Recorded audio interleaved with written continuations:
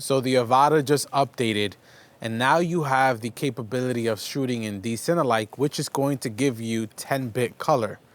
However, with that great feature and the so-called tumble fix, the Avada just possibly became the worst drone you can have in 2022, and I'll share why.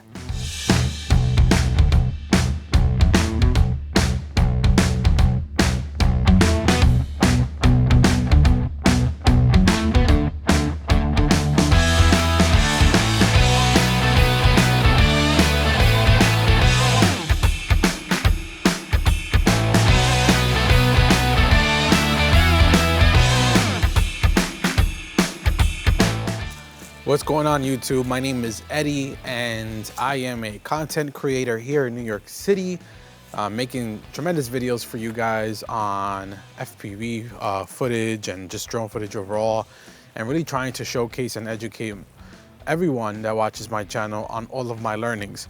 Now, before we get into a long drawn out 8 to 10 minute video, let me address my initial opening comments. When you tuned into this video. Is the Avada a bad drone? Absolutely not.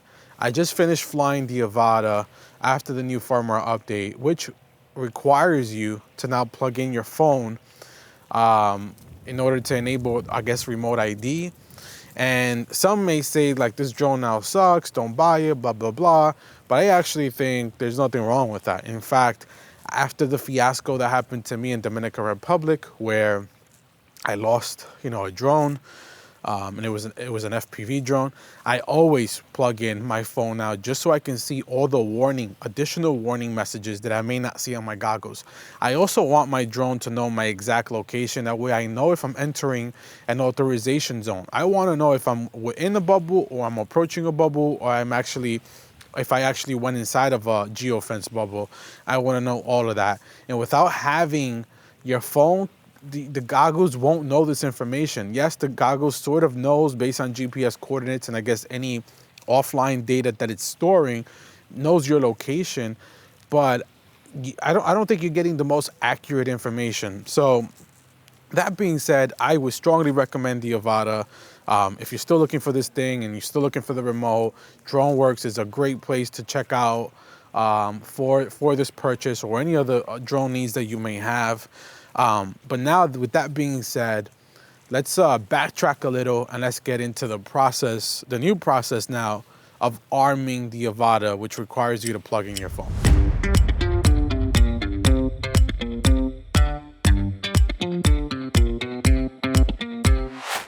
Okay, so I just finished updating the Avada, and as I alluded to earlier, the Avada gives you 10-bit color and also fixes the tumble that people were experiencing with the Avada when you're turning aggressively, yawing aggressively.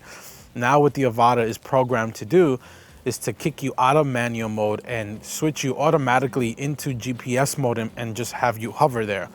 But like I said, it also added remote ID to the Avada, and you have to connect your phone. So your phone has to be connected now at all times in order for you to fly. So being that I just updated last night, I said to myself, let me go out here and let's try this out. Let's see, is that really true? Am I able to arm without connecting my phone? And if not, let's see what happens after I connect it and if I unplug the phone. So we're just gonna go ahead and test this out. Now, I was just flying the FPV drone prior to flying the Avada, and one of the annoying things is that you always have to bind. I'm still on the V2 goggles, not the goggles 2. So you always have to bind all your stuff every time you switch. So I do have my iPhone cable here. I have to go on the Fly app and do the minor firmware update that I guess it makes you do. And when I say minor, it's because like the firmware update that it has you do it's only like maybe 20 megabits, I think. It's really, really small. So it's probably just reprogramming your remote and reprogramming your goggles. I don't know what it's doing. Okay, the remote finally paired. Now it says that I am able to fly, but this is what we're gonna do. I'm gonna disconnect my phone. So my phone is no longer connected.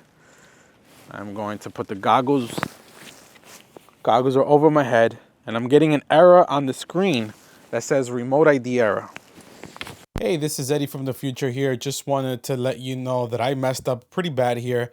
Not with the Avata, but with my DJI mic system. I guess it was too cold outside and the receiver shut off.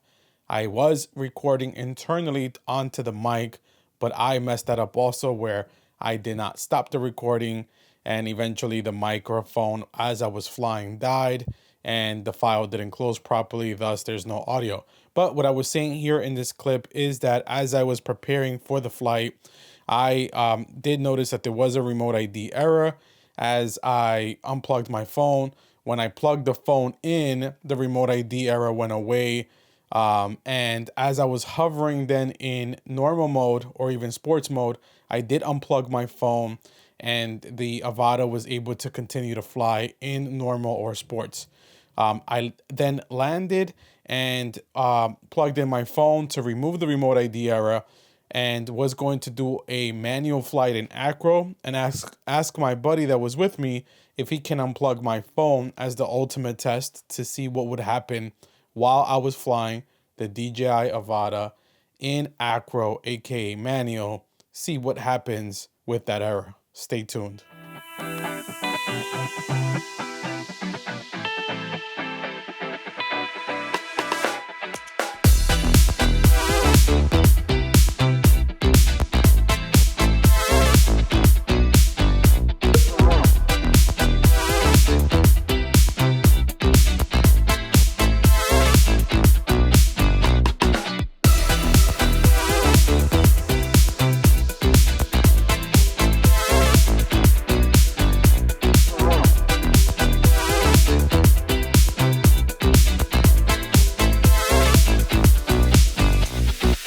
Okay, so I flew 3 batteries with the Avata and I was able to complete the test. I'm sorry I didn't capture it on video, but I was able to complete the test.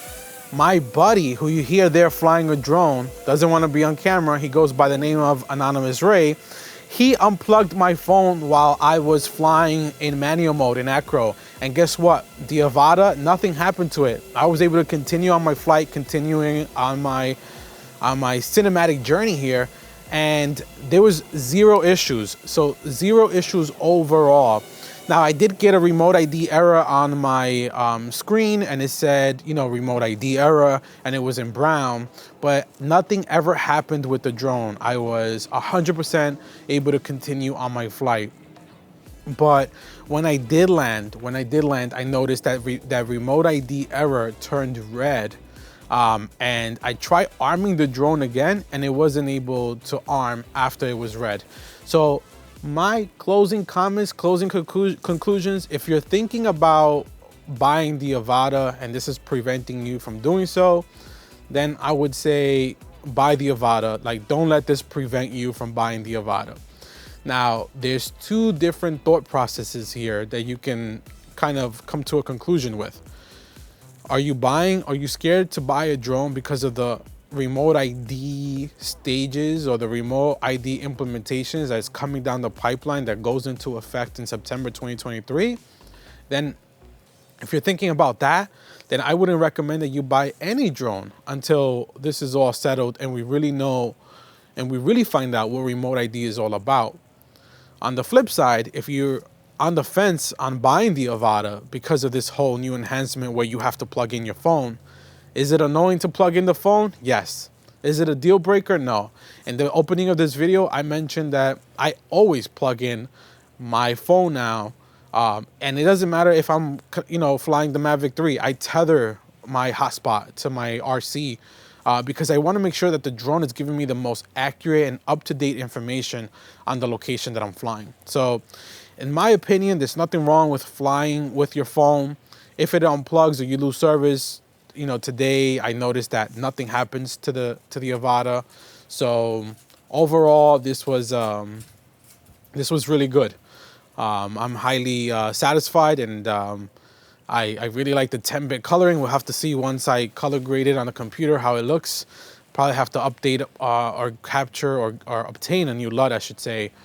But I'm lost for words. I don't know what to say. It is freaking cold. It is freezing. We're in winter here in New York. So so that's it. I wanted just to make sure that my Avata was still good and that remote ID wasn't going to screw me, and it didn't. So happy to share that with you guys. And if you have any questions, comments, let me know in the comment section down below. I'll be happy to answer them. But fly your Avata, guys. Don't worry about it. Remote ID is coming. There's nothing we can do about it. We just have to work around it or work with it. Until next time, peace.